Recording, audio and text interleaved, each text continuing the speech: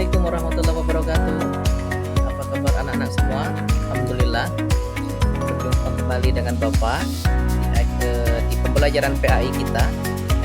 Bapak harap anak-anak semua dalam keadaan sehat walafiat, tetap semangat dan siap dalam mengikuti pembelajaran.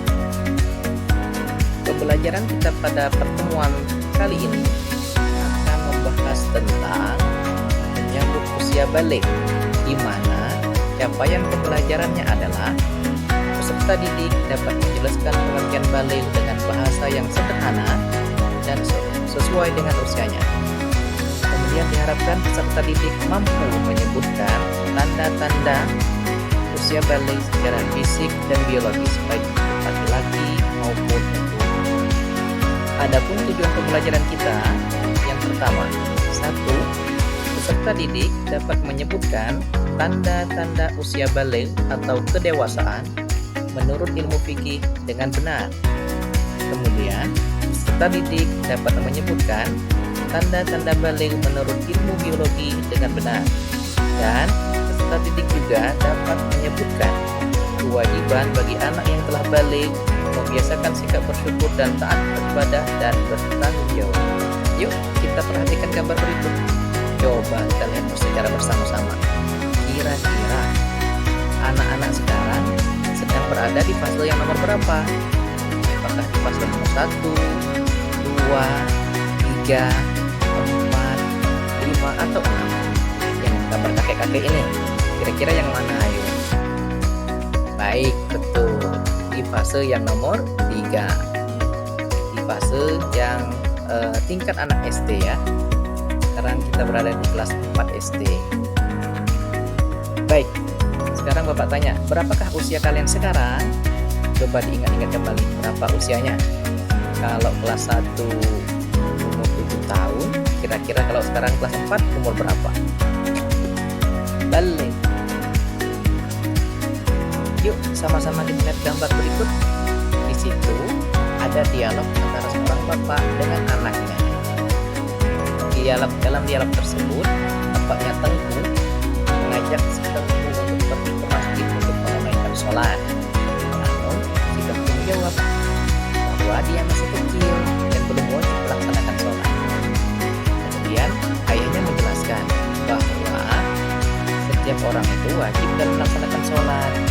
Dan kalau sudah wajib melaksanakan sholat, itu namanya orang tersebut sudah dalam masa balik.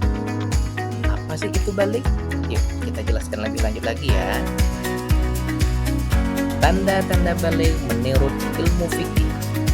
Di dalam Islam, seseorang dapat dikatakan balik apabila sudah mampu mengetahui dan memahami serta dapat membedakan mana hal yang baik dan hal mana yang buruk.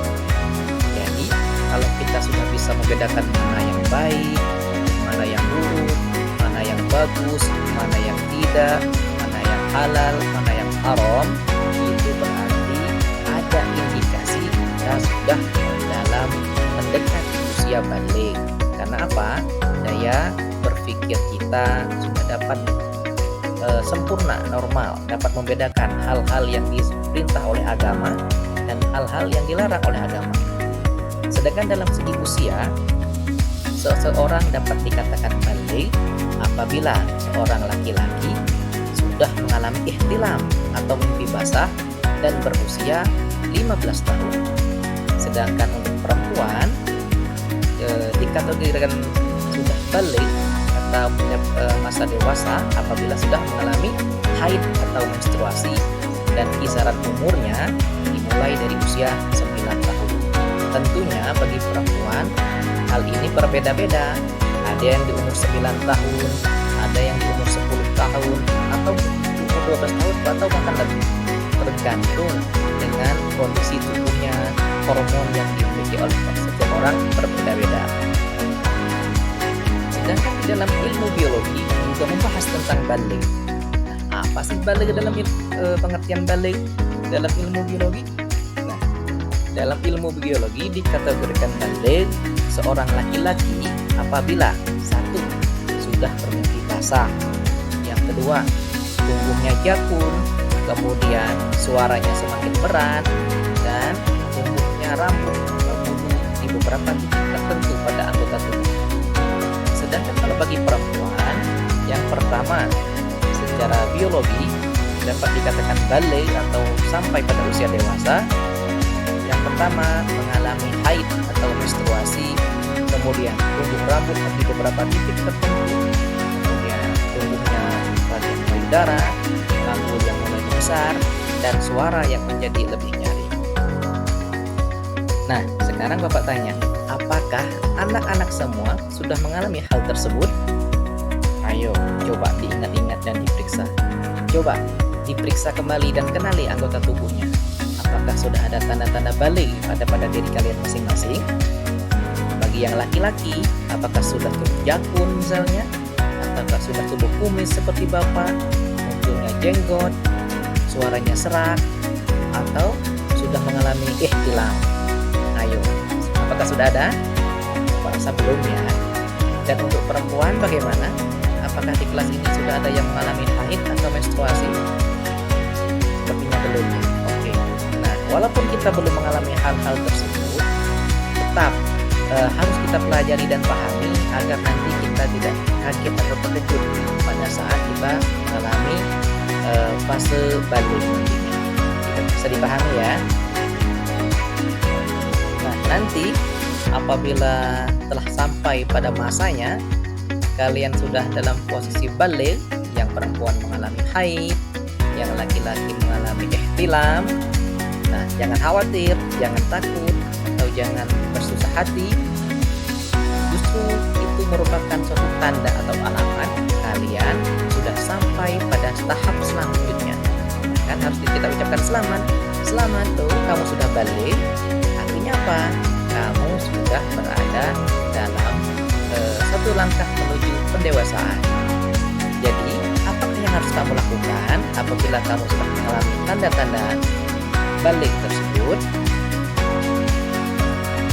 Hal yang harus kamu lakukan apabila bagi seorang laki-laki sudah mengalami tanda-tanda balik, diantaranya tadi yaitu ihtilam, mengalami mimpi basah, atau bagi perempuan mendapatkan haid, menstruasi setiap 1 bulan 1 kali, yang waktunya kurang lebih 15 hari ataupun 1 minggu bervariasi, maka yang wajib kamu lakukan apabila mengalami hal tersebut, bagi laki-laki misalkan di malam harinya mengalami ihtilam, maka besoknya pagi-pagi subuh sebelum melaksanakan sholat wajib melakukan namanya mandi wajib atau mandi hadas besar.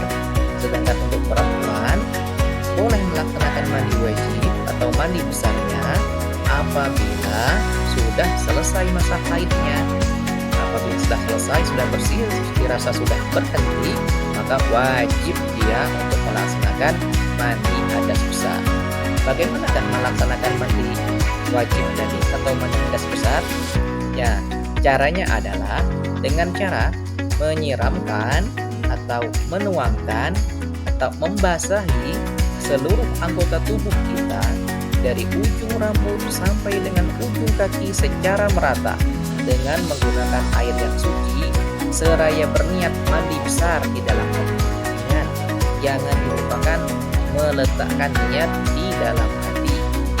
Jadi saat pada siraman yang pertama, guyuran air yang pertama menyentuh rambut kita, kita harus langsung meletakkan niat di dalam hati kita bahwa kita sedang melaksanakan mandi besar atau sengaja aku mandi wajib karena Allah. Seperti itu contohnya ya.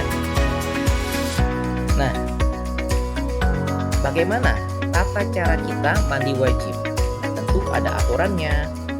Nah, apabila kita mau melaksanakan mandi wajib, yang pertama yang harus kita laksanakan adalah membaca niat doa mandi wajib mandi atau mandi gunung.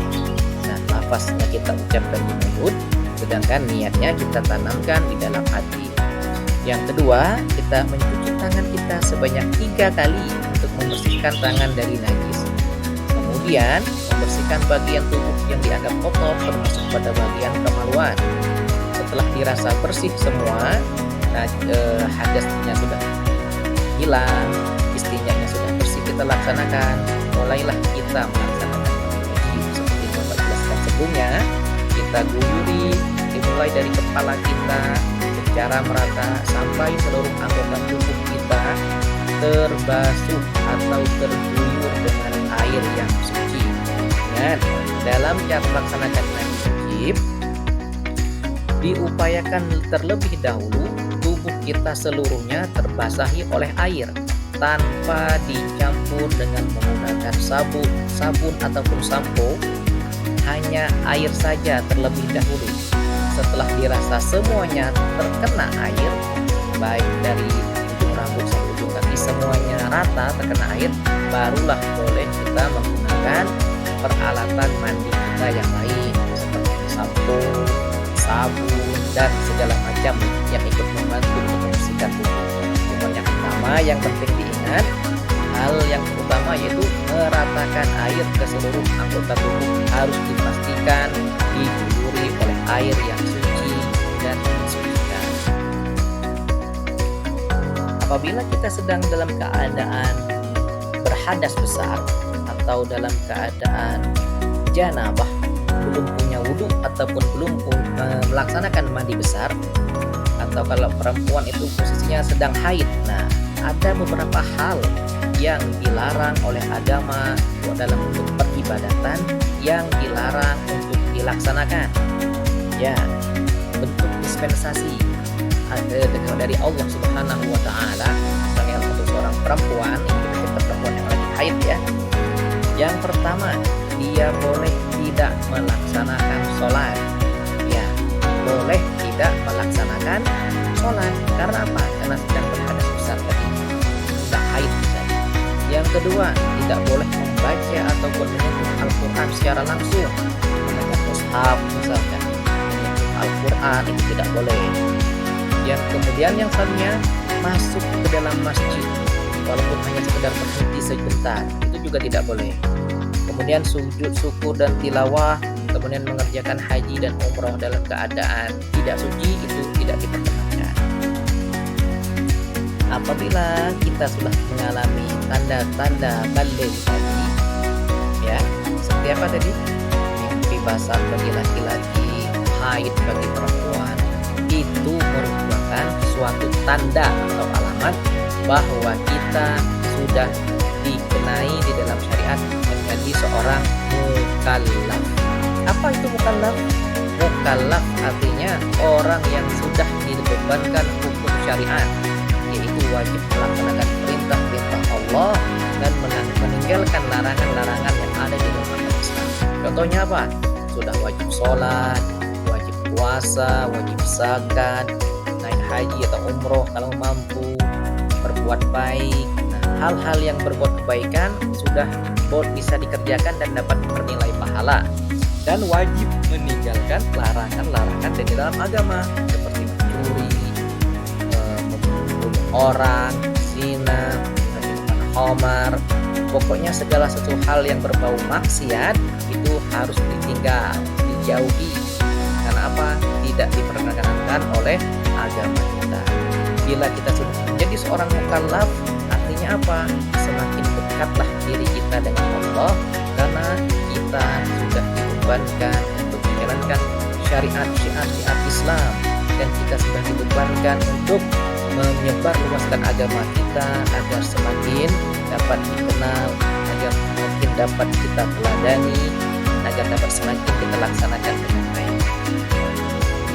Nah, sebagai seorang mukallaf tentunya tentu kita punya kewajiban-kewajiban kan, seperti yang Bapak jelaskan sebelumnya. Kalau kita sudah menerima tanda-tanda balik, artinya kita disebut sebagai seorang mukallaf. Tentunya yang diwajibkan atau yang difardukan kepada kita diantaranya adalah sholat fardu, menuntut ilmu, berbakti kepada kedua orang tua, berpuasa di bulan Ramadan. Nah, yang perempuan ada lagi yang lebih penting. Apa itu? Menutup aurat, ya. Harus diperhatikan betul menutup aurat. Diperhatikan hijabnya, tata cara berbicaranya, tata cara bergaul dengan lawan jenis. Sudah menjadi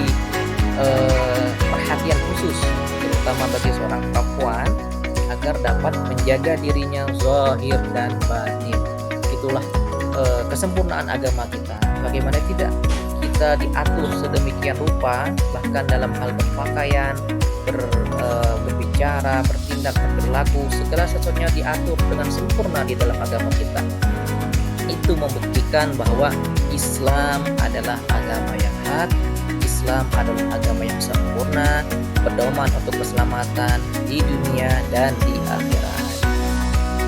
Nah, dari penjelasan tadi, Bapak harap anak-anak dapat mengambil pembelajarannya, dapat dipahami bahwa apa itu baligh, apa itu tanda-tanda baligh, baik dari sisi fikihnya ataupun dari sisi ilmu biologinya, dan kewajiban apa yang harus kita laksanakan apabila kita sudah menjadi seorang mukallaf. Kemudian penjelasan dari Bapak harap dapat dimengerti dengan baik. Apabila ada kekurangan di sana sini Bapak mohon maaf. Bapak akhiri wabillahi taufik wal hidayah. Wassalamualaikum warahmatullahi wabarakatuh.